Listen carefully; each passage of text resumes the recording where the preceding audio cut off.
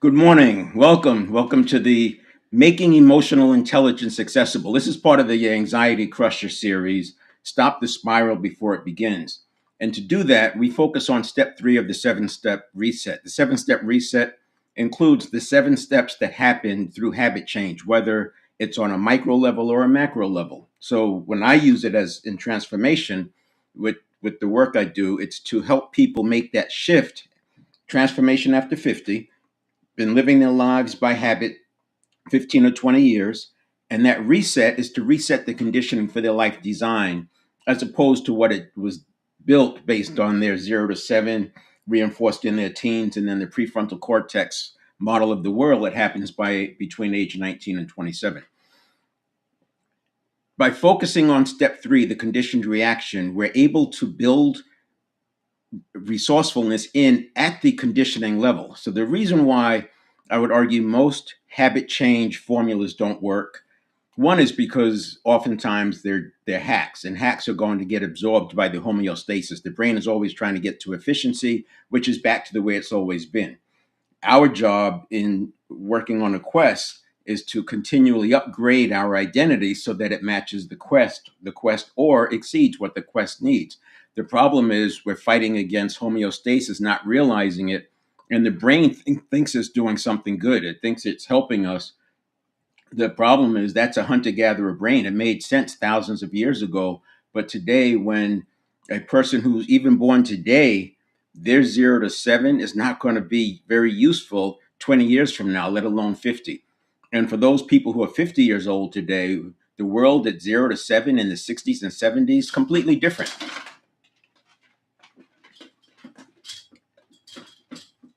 So the idea of building in the resourcefulness at the conditioned level, it solves many, many problems. One of the challenges we have is that people often think this is not going to work, or when it doesn't work the first time, oh, this is just like the old thing. I encourage you to work through it and then push through it. That's what we do with the 7 performance series. And that's why the transformation is a 90-day period. It's a 90-day reset with a 12-month follow-up. And the reason for the 12-month follow-up is because we have to unpeel that onion. We have to find new layers of stories and limiting beliefs. As you go towards that quest, and consider that what we're working on is something 10x. As you're working towards that 10x, you will encounter stories that might be 20 years old. You might encounter feelings of inadequacy that are decades old, and you don't even know that they're there because you haven't pushed against that. Once you break above that line, other things start to come into play, and that's why we have the 12-month follow-up, because now that we have a common language, it's easier to tackle them. So today, I'm wrapping up the 7 phases. So the 7 phases is inside of the 7-step reset. And the 7-step reset, this is what I use to help people stay on track and to help focus the work. So the step one is self-development. This is where you bring to the table what you have, right? This is where we develop ourselves. It includes beliefs, neuroplasticity, priming, mindset, and physiology. And then we go to step two. This is like a check-in to make sure that we're at a calm, adaptable state. Think high heart rate variability, low beta brain waves, low stress, because we want to be ready for that next stimulus response. I talk about how there's over 30,000 stimulus response cycles a day. And even more than that, if you go to micro stimulus response cycles, given that we're awake about 65,000 seconds, and micro stimulus response cycles happen multiple times in a second. So we have to constantly be making sure that we're at a good place in step two. And then step three is where the 7 phases live. And the reason I did 7 phases is because I need to have something more actionable than what you see with emotional intelligence. Typically, with emotional intelligence, you're looking at what the brain does. It talks a lot about how the amygdala kicks things off, et cetera. But people don't really have a way to understand what's going on in their brain, let alone modify it or change it. So I use the 7 phases because it is so fast. This step three, the conditioned reaction step, it happens in less than a second. Now, we may extend it, but in a second, you're going through this. And if a person gets triggered, you can see how the step one and two get collapsed and they just go from stimulus response to stimulus to response to stimulus response. You've seen this when people get triggered and they just scale up. The other thing that collapses is steps 4 through 7. I won't go into much detail there, but it is very fractal, and you'll see some similarities with steps 4 through 7 in these 7 phases. The 7 phases is just a way for us to understand where a person is. But a big shift that happens in this step 3 in the 7 phases is we have to go from a neural pathway signal to a thought, or to a signal that can be perceived by the conscious mind. That's a big shift. Absent that conversation, it's very easy for a person to make the assumption that the signal coming from the neural pathway is a thought, it's truth, it's what they really believe. And that's where things start to break down, because you start getting into this loop. You're asking your subconscious to answer for you why something is happening, and it's just going around and around in a loop. And by the way, while I call it a subconscious sometimes, it's really the network of neurons. I will not call it a mind. I think that's part of the challenge, is it's been called a mind for so long that people think of it as a mind, which means it's them. But you've heard this term that you are not your behaviors, but I will tell you, your behaviors essentially make up your personality. The point is, you don't have to live with that set of behaviors. 95% of everything we do is done by habit, but we don't have to live with that. We can change those habits. And by changing those habits, we change our personality. By changing our personality, we open up the door to what's possible for us. So that's the 7-step reset. And we're focusing today on the latter half of the 7 phases. So the 7 phases, you have a pre-listening period. We'll go to that slide just to refresh. You may have seen this. I've shown it probably each time I talk about the 7 phases.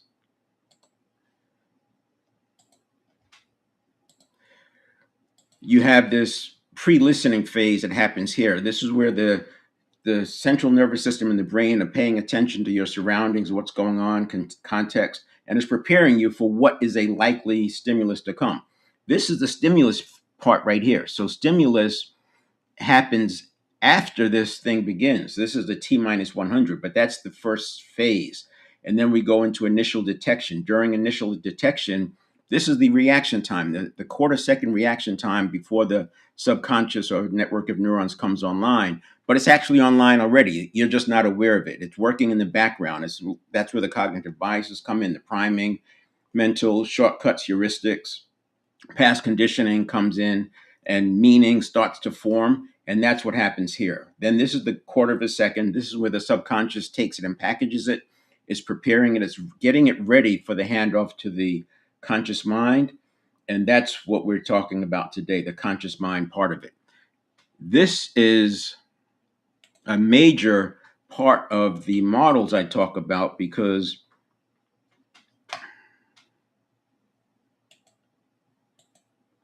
what we have is we have phases 1 through 4 on this side, and then we have phases 5 through 7 on this side. After this, we go to step 4, just so we're not confusing things, because step 4 can sound a little bit like what's going on in here in the phases. So these are phases that are inside of the 7-step model. Step 4 through 7 are steps.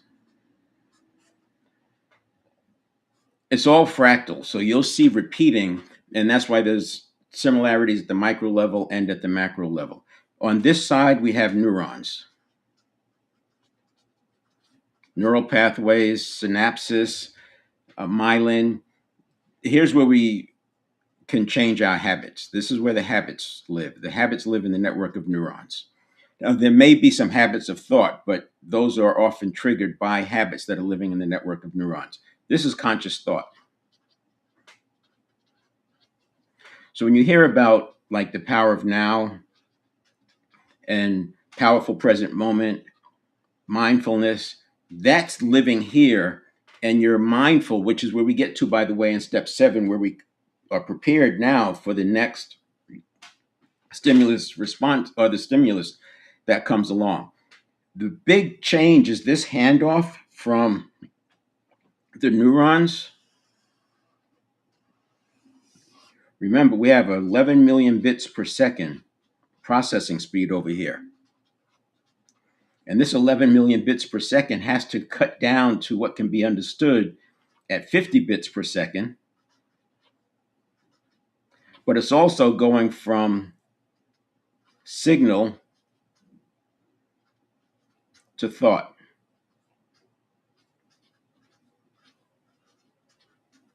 Now, I avoid using neuroscience terms to the degree I can because it makes it confusing. When in going down this path of research, it seems like every neuroscience related definition opens up 3 or 4 more things that require me to look up what does that mean, and these definitions on top of definitions, it makes it very hard to understand.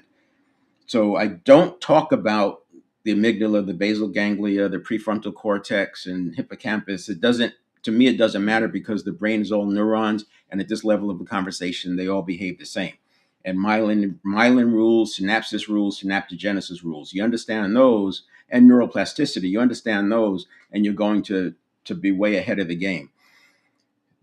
Now, the other thing that's happening here that I will bring up the neuroscience term, for lack of a better way to describe it, is the reticular activating system. So the reticular activating system is how we process from the 11 million bits down to the 50 bits based on what's important to us. It's why what you experience with goal setting.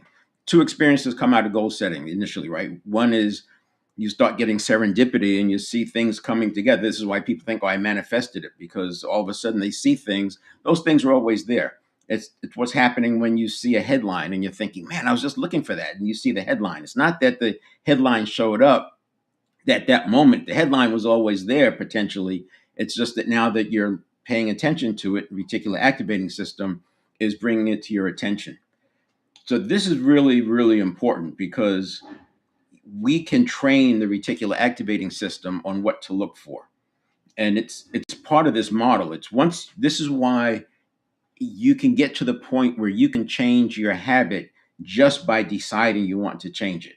It doesn't happen overnight, but it is a process that occurs. So this is what we're talking about today, going from the 11 million bits per second, this signal, over to the conscious thought. And last 2 days, I talked about positivity and emotional modulation, and I focused on the first 4 phases. I intentionally did not talk about phases 5 through 7 because it's different and it can easily be confusing. Now let's see. We'll take a look at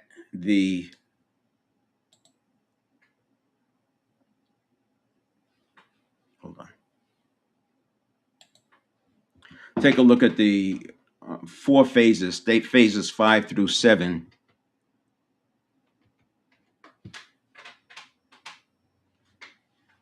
And I'll talk about them there real time.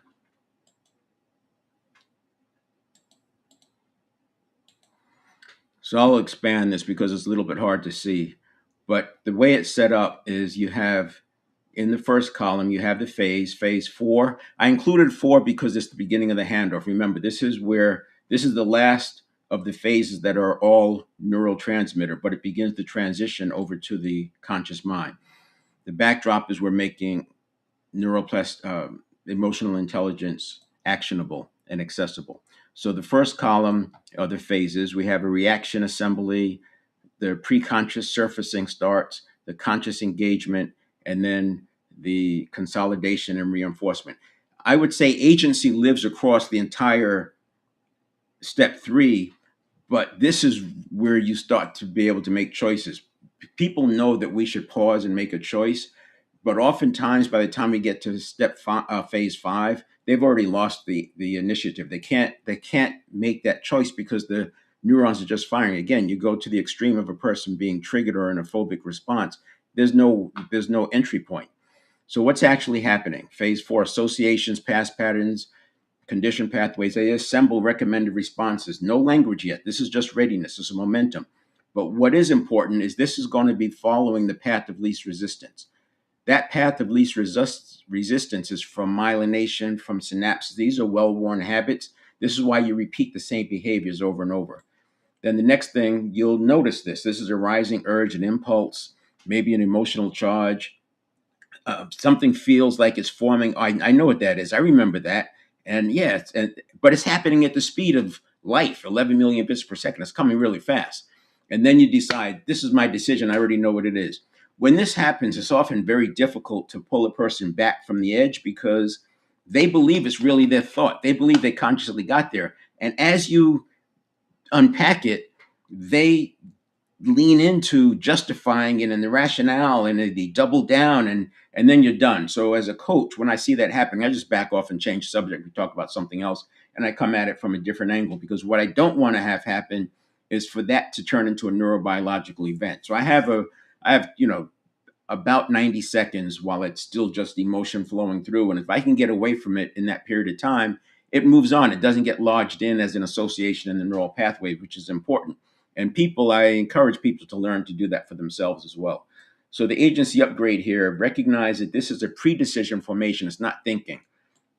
Again, this is on the neurotransmitter side, but you'll start to notice these phases, and I'll show you a slide after this one that summarizes it, and you'll recognize some of these experiences.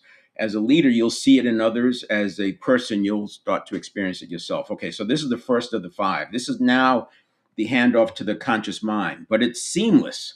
You're going from a neural pathway signal to a conscious mind thought, and it's seamless. People don't really think about that until you see it. Once you go through it a few times, and this is why I talk about doing laps, because it's fractal. You have to unpack it and unpeel layers.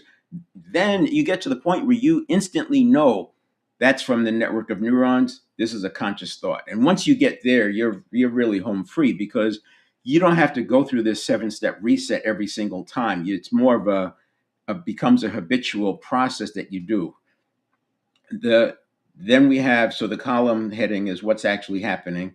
The assembled reaction is converted into a thought-like signal. This is what I was talking about. Massive data, 11 million bits per second, compressed into something that can enter awareness. If you want the technical term, it would be, that's the filtering of the reticular activating system, which we've all experienced. You throw something away, and within a few days, man, I need that now. It's not that there's something nefarious going on. It's just that your reticular activating system felt the emotion of not wanting to throw it away because you might need it.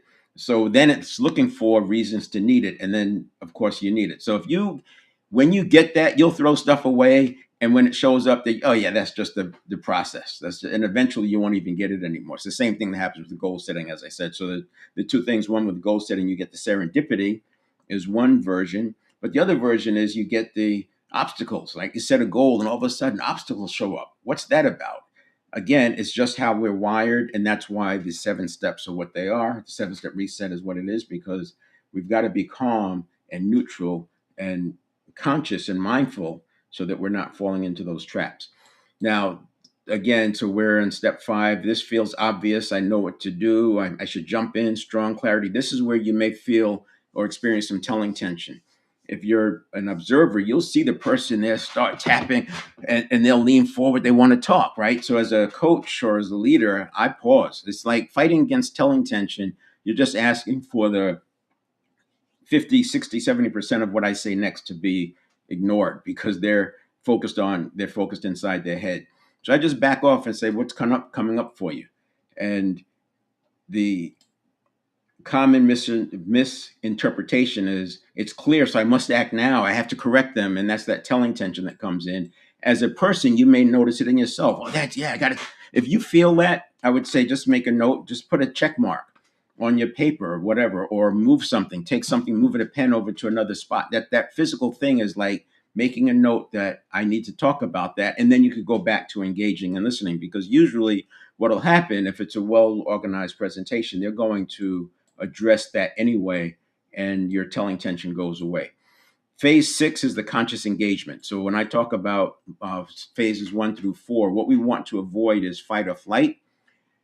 We want to jump into focus and engage. Now, that fight or flight, this is what people mean when they talk about the sympathetic nervous system, and then the parasympathetic nervous system is what gets us back to calm. So by going to focus engage, we're just elevating the parasympathetic nervous system. As an aside, what's interesting is when we are in protective mode, it's very difficult for us to pursue growth strategies. The same way our cells, when they go into protective mode, they're not pursuing nutrients. And there's two configurations. It's either growth or protection. And when in one mode, they don't do the other.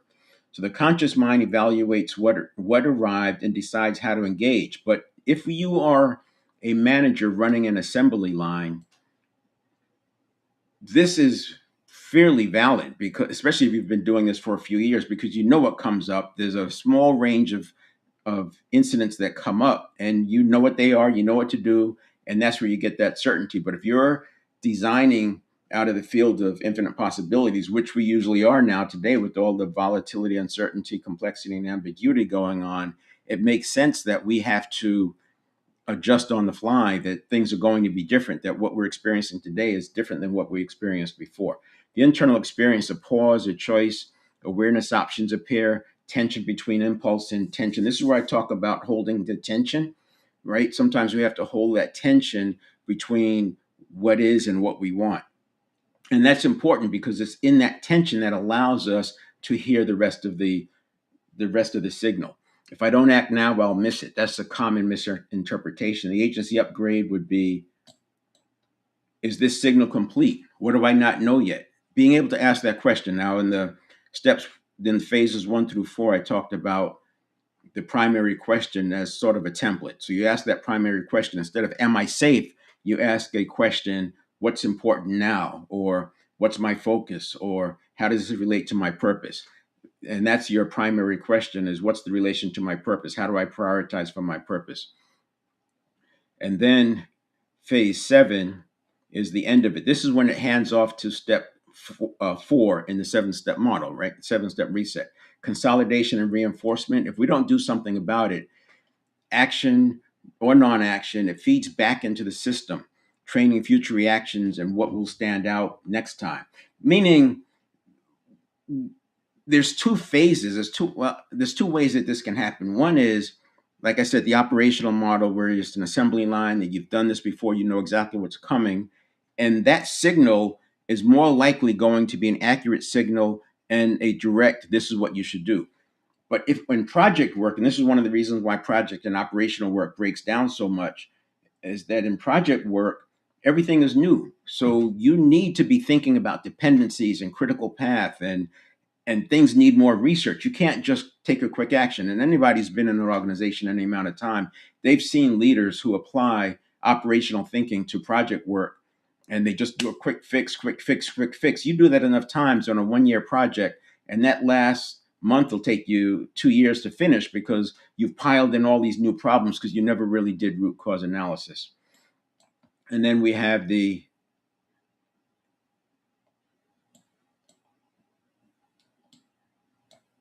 internal experience for 7. Relief, it's over, a sense of resolution. And people want this. When people say they're addicted to the feeling, I think this is kind of what that means, is that they want the relief, and they'll do anything to get to that relief. And again, holding tension is the ability to hold tension for leaders and coaches is important. So the interpretation, or the is that it's over. I'm done. I can move on to the next one. They're relieved. But in the case of what I was using with the operational versus project, all you've done is kick the can down the road a bit, and it's going to come back. So here's a different template. What worked, what didn't. You're updating your system now. This is actually the feedback mechanism, where you are now updating your system, so the next time you get this, you're less likely to fall into some of those traps. Now, what I'll do next is we'll look at the summary of all 7. So here's, on this left side, there's your T minus 100 milliseconds, right? Then the 0 to 100, the initial detection, the rapid appraisal, reaction assembly. These are all four. And then this is what we just looked at. The urge becomes thought-like, strong clarity and urgency. I should act now. A pause becomes possible. Action or non-action occurs. Belief, regret, or clarity follows. And these are this is the common mistakes. So you can take a screenshot of that.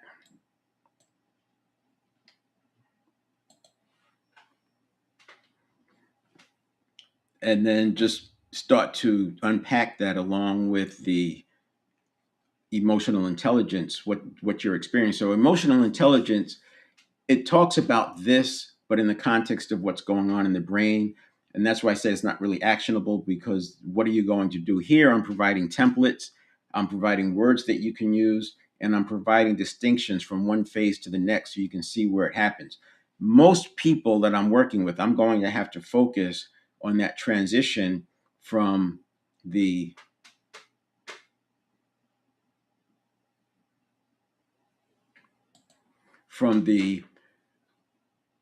neural signal to the conscious thought.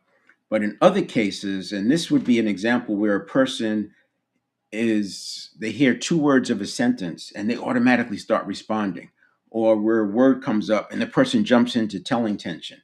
There, we have to slow them down. Now, when I start talking about actions that you can take,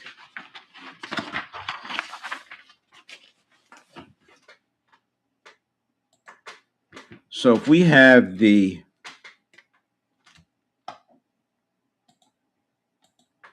seven-step model, a seven-step reset,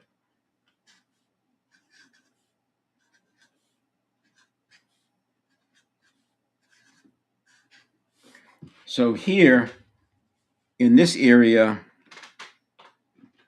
what we're focusing on is readiness.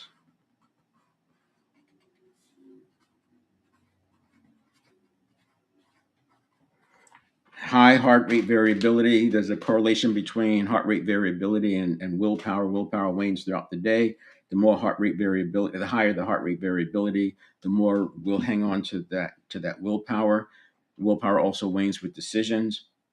And one of the things that happens because we apply the positivity and the emotional intelligence, which I covered the last 2 days, we're going to reduce the frequency.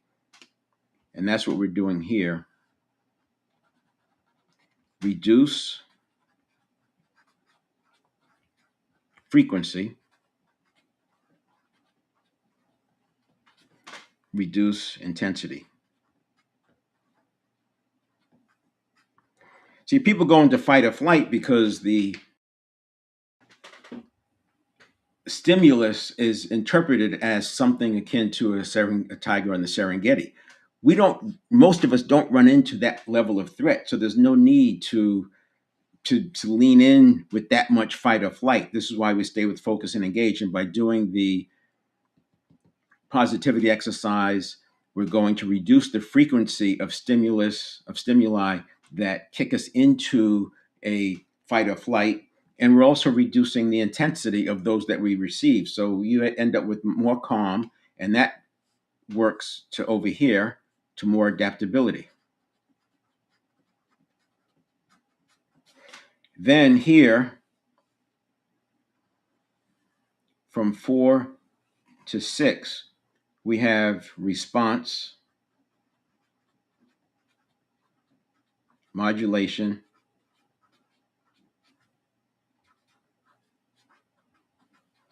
and action. And what we're doing on this side is we're making sure that we are taking action in a way that is consistent with our life design. It's not charged with emotion because we've done the emotional modulation. So one of the points we do in step 4 is just to do a quick check-in. Do I need to emotionally modulate my emotions? And then step 7 is mindfulness. And that gets us back to a solid ground for the next stimulus response cycle. And again, I mean, this thing could be happening 33,000 times a day. I'm looking at getting it down to 5,000 times a day. Why do I need all that excess if I know I'm not running into tigers and I'm not running into combat situations and My life is not one that matches what the hunter-gatherer went through. So these are the steps. And each step of the way, we can get back to calm. And this is where I want to focus by getting back to calm. So if I'm spiraling, I use this slide. Let's see if I still have it. Yeah.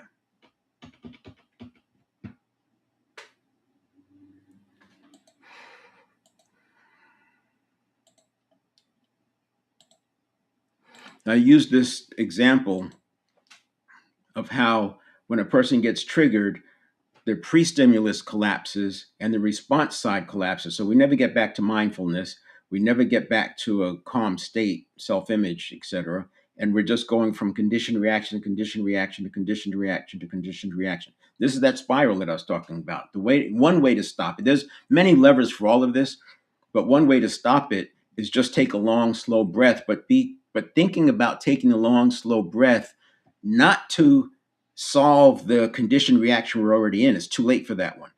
To prepare for the next conditioned reaction. I talk often about my ritual. My personal ritual is 10 minutes every morning with 15-second inhales followed by 15-second exhales. And I do that for 10 minutes while I'm planning out my day or reflecting on what needs to be done. And that becomes an anchor. So if I just take in a deep breath, even after just 3 or 4 seconds, I've already gotten back into that state. It's an anchor for that state. So a slow breath, and it doesn't have to be the full 15 seconds. In fact, you don't even need to do 15 seconds in the morning. That's something I choose to do. You'll see benefits with 5-second inhales, 5-second exhales. You'll see benefits with box breathing, 4 in, 4 hold, 4 exhale, 4 hold. But by taking in a long, slow breath, we might skip a couple of these conditioned reactions. And now we're getting ourselves back to calm and agency. And then taking another breath. And what you're doing is you're expanding that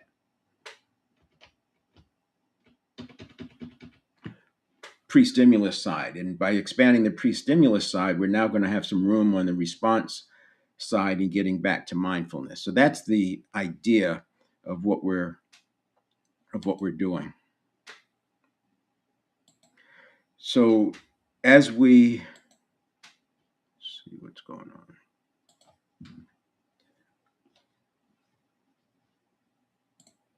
So as we look at the phases,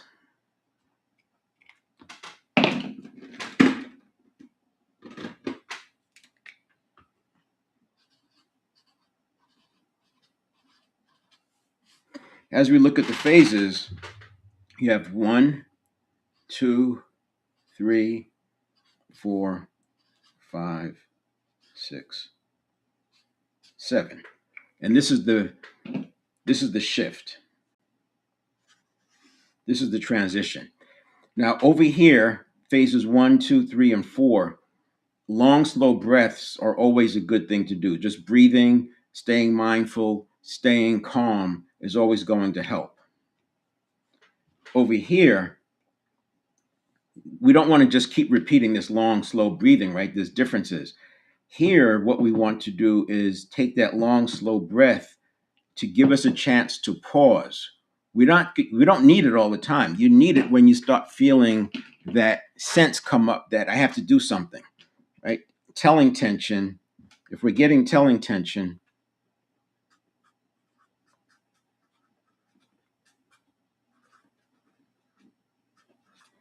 what we can do is breathe.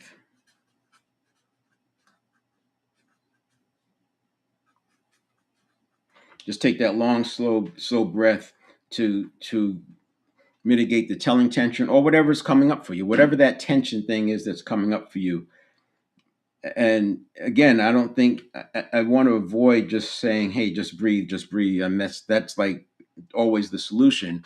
But if you start doing it more strategically, so for example, by breathing long, slow, by existing with long box, slow breathing, 4 breath cycles per minute or 5 breath cycles per minute, you're more likely to stay calm in here, and your pre-listening period is going to be calm. It's not going to be all agitated looking for trouble, and it's going to make it easier as a stimulus comes in and you're in the initial detection, because If you're tired, worn out, stressed out, that initial detection is going to amplify any negative signals. But also we have the positivity exercise in here, so that's going to neutralize that. So this is where positivity helps. And it's not always going to be needed, but sometimes this is where emotional modulation is used.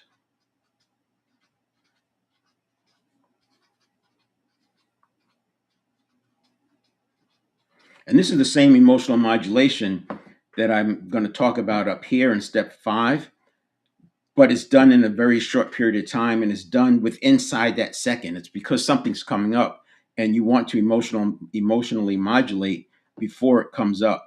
So we got the positivity is more prevention, the emotional modulation is corrective. So we have prevention,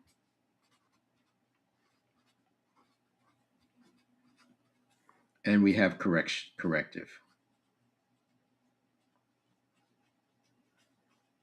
And then once that happens, we're going to go through this side, but the next emotional modulation would come here because this process is going to unfold. Another way to explain this is I'll look at two extremes. On the one extreme, I have a public speaker in action.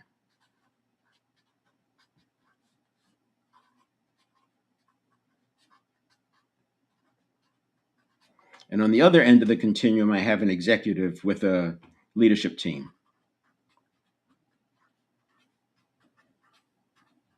Now, in step 5, if the public speaker gets, phase 5,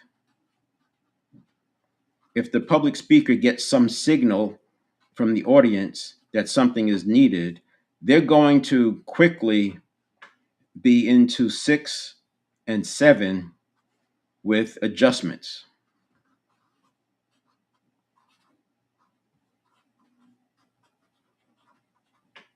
And there's step 4 is probably going to be similar to what came from the network of neurons.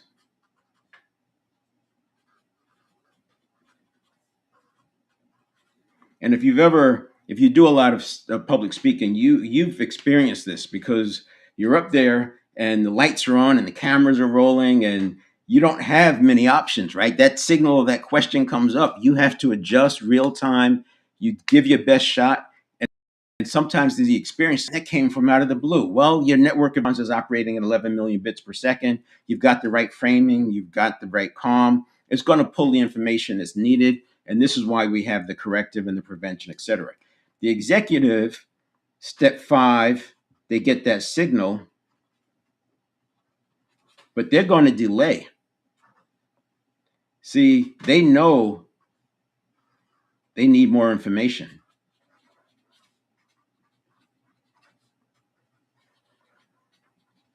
And I could argue that for the public speaker. I know when I'm speaking, a lot of times when I get a question, I'll first ask where that's coming from. Like, tell me more about that, or can you give me an example?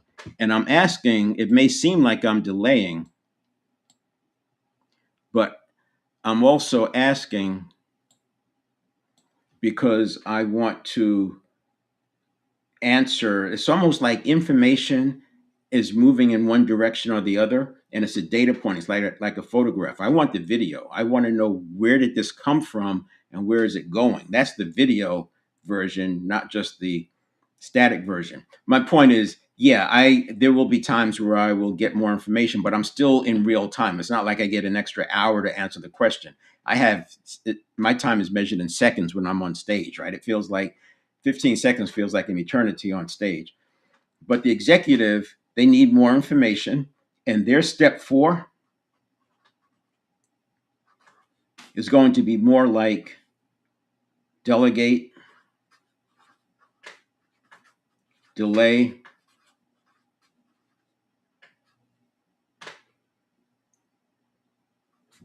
inquire, So a way to think about it is that, and this public speaker is more like the operational person, right? This is more like the person who's in an operational assembly line, and it's very familiar. But this signal over here is can be considered to be more accurate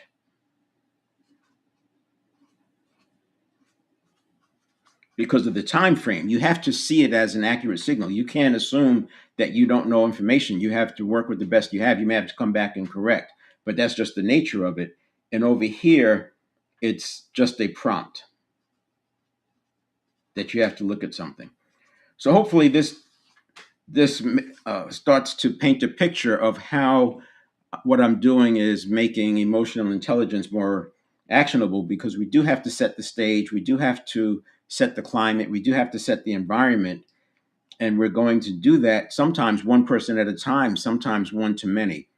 But it starts with understanding what's going on in that step 3, that conditioned reaction, because that's where trust can be lost. You can spend years building trust and lose it in an instant in that step 3. So that is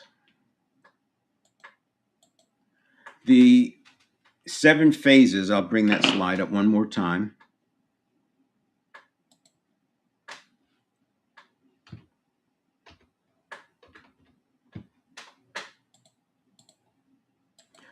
That's this slide right here. This is the process of step 3, the conditioned reaction of step 3. We're going through these phases each time. Now, we don't have to always be thinking in these phases, but if I'm working with the client, I'm thinking of where are they breaking down? Where's this breaking down? Is this breaking down on the neuron side? Is it breaking down on the action side, the conscious mind side? It also helps. So, for example, what I'll do when I get to step 6 is we'll look at infographics, because infographics can be used as proxies for principles or best practices, etc. And rather than try to think about what should I do, because I like to teach one thing at a time. I don't want to be teaching how to have agency, but also teaching best practices about leadership. So I do have ways of doing that, because we talk about the books that I recommend as the best practices, and we use those as principles, especially when you're in the above the line, in the infinite possibilities, where you don't have the history to tell you what's good and what's not good. You have to focus on principles. But by breaking it out and first teaching how to have agency, and we use infographics, so you're not second guessing, it's good enough. It's like a 90% solution, any infographic you pull up. And I literally have hundreds of them that we can use. So depending on what you want to work on, we'll pull up an infographic. That'll be your template for things to do. You work on the agency side of it. And then once you get a handle on that, we move and start working on the actual what. It's the actual what and the how, which will be more appropriate to your particular industry and your particular situation. Right, that is it. I'm going to take off through the holidays. I've tried going online from off-site. I experimented with that over Thanksgiving, and there's so many variables that it's not worth it. I'm going to come back online in January, and I'll start on Monday, which is January 5th. So I will be back January 5th, and we'll be talking about transformation and self-mastery. And these presentations, meanwhile, I'll have each step 1, 2, 3, 4, 5, 6, 7, and there'll be several for step 3 because of the phases. But all those will be out on the website 7stepreset.com/live.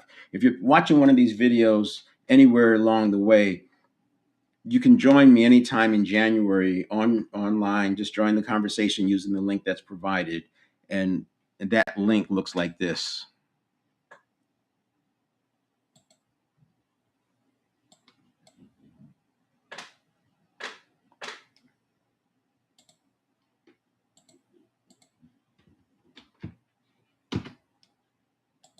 So this is the link going across the page. It's also in the chat. You can copy it.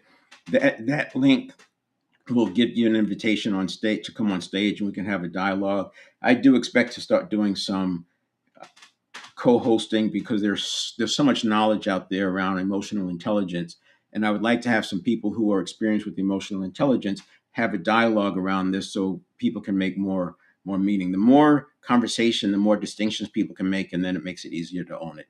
Right, there you go. We'll see you in January. Happy New Year, happy holidays.